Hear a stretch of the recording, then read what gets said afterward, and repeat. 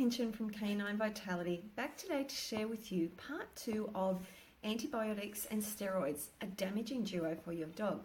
Now in part 1, we had a look at the damaging impact of both antibiotics and steroids on the long-term health of your dog. And we found that these can lead to gut damage and immune imbalances, as well as general toxicity. And while we know that these drugs can truly be life-saving in certain situations, for the most part, your dog's being overexposed to these drugs, way too much. So if we want to avoid these drugs, what are the alternatives? Now, I know as dog owners that the thought of not being able to rely on these two medications can be pretty scary. I mean, aren't they supposed to be the only way to control infections and inflammation? Well, thankfully, that's not the case. Mother Nature has provided us with some amazing natural medicines that are highly effective as both natural antibiotics and steroids. And today I'm going to be focusing on herbs as they're my real passion, and I do use them regularly with great success, both in my own life and professionally treating dogs and cats. Okay, so antibiotics. Now this is a big one. The medical profession has placed a lot of fear in our minds about the need for antibiotics, even for those really minor infections. It's no wonder we're so scared to use anything else. And vets even prescribe these medications prophylactically, just in case an infection occurs. But did you know that herbs, when used at correct dose and frequency, can be just as effective, if not more effective, than standard antibiotics? Now, why would I say more effective? Well, that's the beauty of herbs. Rather than just having a single action like an antibiotic, every single herb has many actions. Take, for example, garlic. Now, this is a natural antibiotic herb.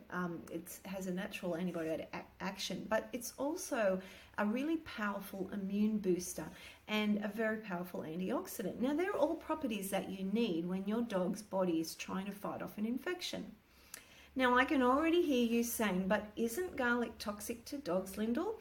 Well, when used in the correct dose, it's absolutely safe for dogs. And you can learn more about garlic by going to my blog. You'll see the link on the screen there, and just listening into that one on more about garlic. So I use garlic in my herbal antibiotic blends, and it combines well with many other herbs, including echinacea and thyme. Now, I like to use liquid tinctures for any infection because these are taken into the body quickly and they go to work rapidly. However, it's important to know that when giving more frequent doses is required, especially for severe infections. Now, I like to give 1 drop per kilo of body weight for a maintenance dose twice a day, but in that infectious state, you want to be giving this around about every 1 to 2 hours if that's possible. Now, what about other herbs that have a natural antibiotic action? Now, golden seal, or Hydrastis canadensis, is a herb that's native to eastern USA and southeast Canada. Now, it's generally known as one of the most effective antimicrobial herbs. Maybe you've heard of it. And it's indeed one of my favourites. It's really helped me out on many occasions over the years for minor infections and other issues that I've had. Now, golden seal contains an active ingredient known as berberine. Now, berberine's been shown in studies to inhibit bacteria from sticking to cell walls and thus stopping them from becoming infected.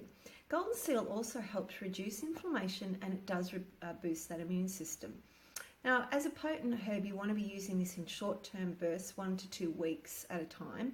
And once again, because it's potent, very small doses are given daily. Now, this can range from 1 to 3 drops for small dogs, up to 20 or 30 drops 3 times a day for those giant doggies. It works really well as a wash or ointment too on infected cuts and sores, where it can be applied 3 times a day. Now, I remember years ago when I used to treat people, I had a lady come to see me with a nasty staph infection on her leg.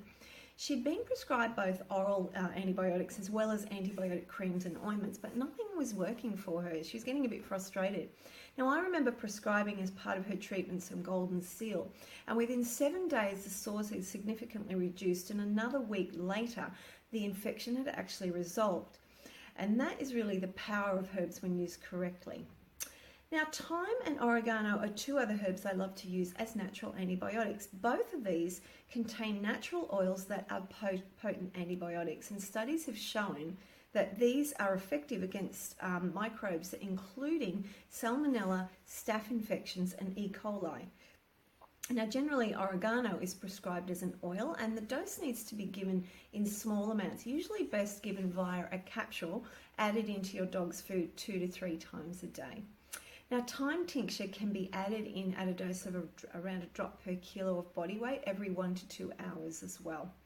Now, in addition to these, there's many other herbs that can be used to fight any infection. Now, echinacea, licorice root, Oregon grape and grapefruit seed extract, as well as red clover and many others are some to consider. Now, I use a variety of these in my herbal antibiotic blends, and they can be used for a wide range of infections. I always recommend giving these for around 7 to 14 days, depending on the infection. Most infections will respond in this time.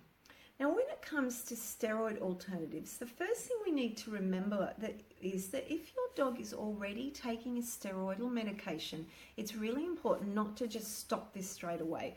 Always work with your holistic vet or practitioner. And I see many dogs that come into my clinic that are already on cortisone and other steroidal medications. And I never attempt to lower any dosages for at least the first 4 to 6 weeks. I really need time for the other protocols I've prescribed to start working, and then over a period of time I can reassess to look to reduce those medications.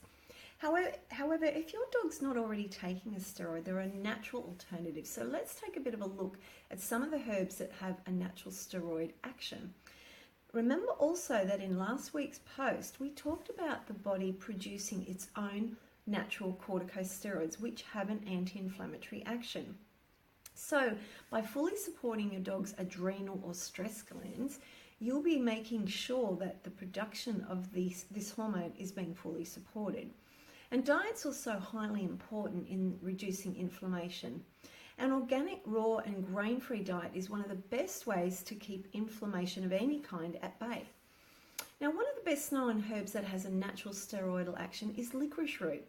It works primarily by preventing the breakdown of the adrenal gland's own production of cortisol, thus increasing the body's level of these naturally occurring corticosteroids.